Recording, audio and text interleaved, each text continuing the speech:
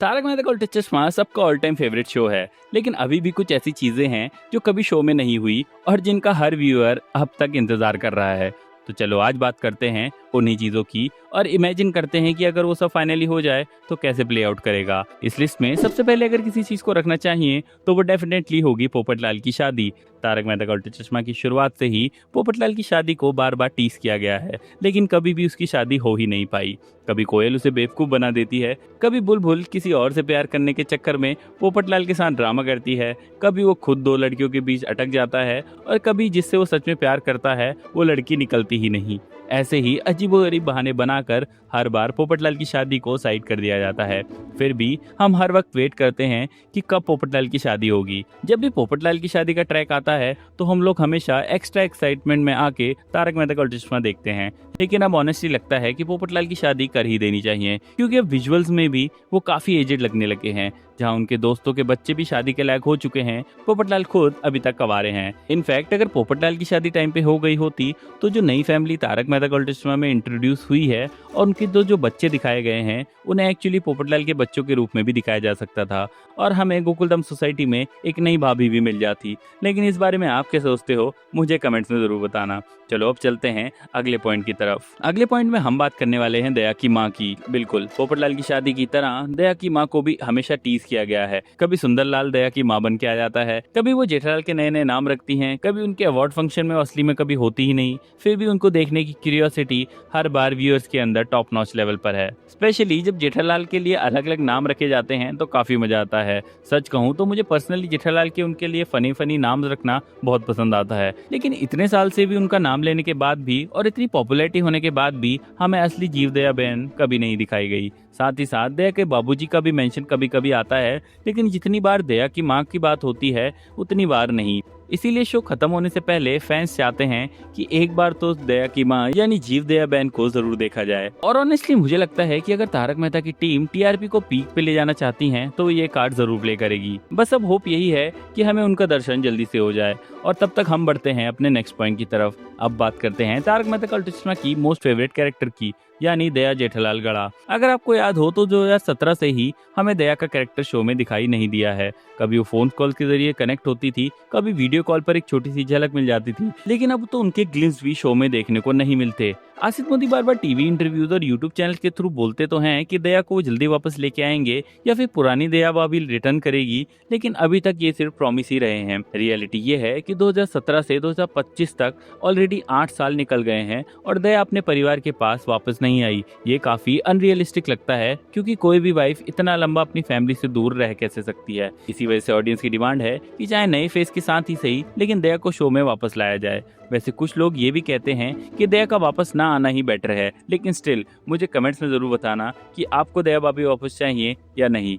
और चलो अब हम बढ़ते हैं अपने अगले पॉइंट की तरफ। अब जो मैं बात करने जा रहा हूँ वो शो में ज्यादा हाईलाइट नहीं होती, लेकिन ये भी एक मोस्ट वेटेड मोमेंट है। अगर आपको याद हो तो बाघा और बावरी की सगाई एपिसोड 1959 के अराउंड हुई थी। वो एपिसोड मिसअंडरस्टैंडिंग से भरा हुआ था, एक तरफ फनी, दूसरी तरफ काफी इरिटेटिंग। उसमें हमें बावरी के पेरेंट्स से भी मिलने का चांस मिला और जेठालाल के सीन्स ने हमें हंसा हंसा कर रुला दिया।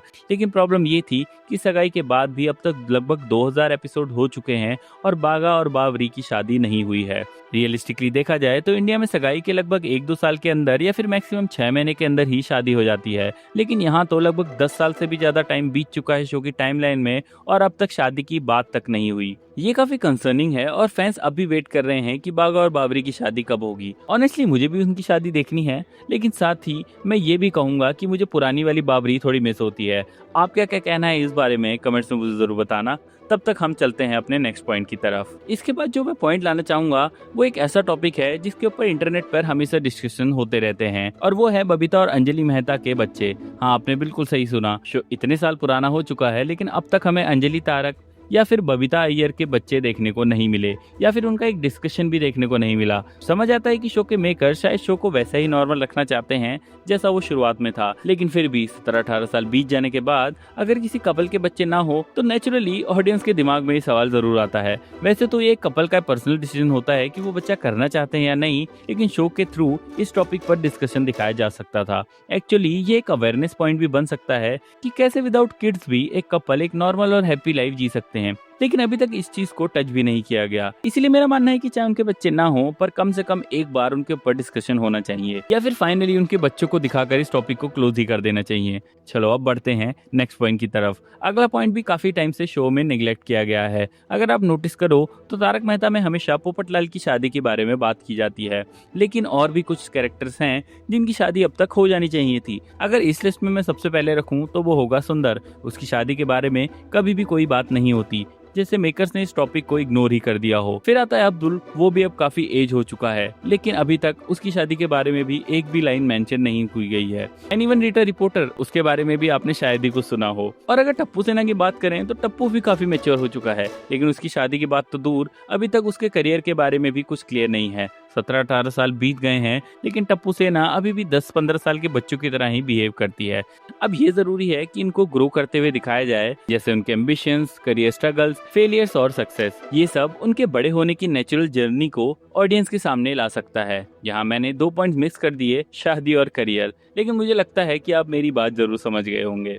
इन सब के अलावा एक और चीज, या कहना चाहिए एक और कैरेक्टर है, जिसको तारक मेहता का उल्टा चश्मा के असली फैंस आज भी बहुत मिस करते हैं, और वो है मटका किंग मोहनलाल। शो के शुरुआती दौर में मोहनलाल को इंट्रोड्यूस किया गया था और वो एक बहुत ही पावरफुल कैरेक्टर था, लेकिन कुछ ही एपिसोड्स के बाद उसे शो से हटा दिया गया। इसका रीजन शायद ये था कि वो इतना पावरफुल था कि गोकुलधाम सोसाइटी के 90% प्रॉब्लम को वो अकेला ही सॉल्व कर सकता था। जैसे कि बाद में जब हमें डॉन राणा और डॉन बादल वाले कार्स दिखाए गए, उन सबको मोहनलाल इजीली टैकल कर सकता था। शायद इसी वजह से शो के मेकर्स ने उसको वीक बनाने के बजाय उसे डायरेक्टली शो से स्लोली एग्जिट कर दिया। लेकिन ऑनेस्टली मैं आज भी मटका किंग मोहनलाल का रिटर्न का वेट करता हूँ। चाहे ओरिजिनल एक्टर वापस ना आए, लेकिन उसका कैरेक्टर वापस आना बहुत ही धमाकेदार होगा। आप भी अगर मोहनलाल को वापस देखना चाहते हो तो मुझे कमेंट करके जरूर बताना। इसके अलावा मैंने ये भी नोटिस किया है कि फैंस विकी को भी शो में वापस देखना चाहते हैं। लॉर्ड विकी वही बंदा है जिसने चंपकलाल को एक जबरदस्त सबक सिखाया था। उसने उसका दिल बदलने की कोशिश की थी, लेकिन एंड में खुद विक्की का दिल बदल गया। देखो, विक्की ने चंपकलाल से उससे हृदय परिवर्तन करने का बदला लिया था,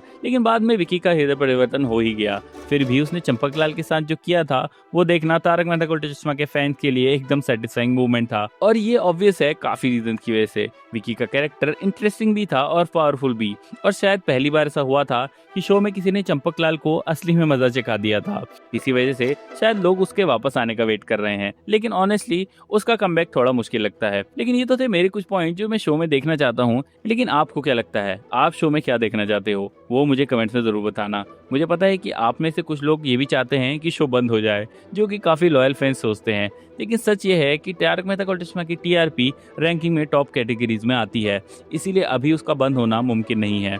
तो इसीलिए हम ऐसे ही डिस्कशन कंटिन्यू करते रहेंगे। तब तक अगर वीडियो अच्छी लगी हो तो लाइक कर लो, चैनल को सब्सक्राइब कर लो, और मैं मिलता हूँ आपसे नेक्स्ट वीडियो में।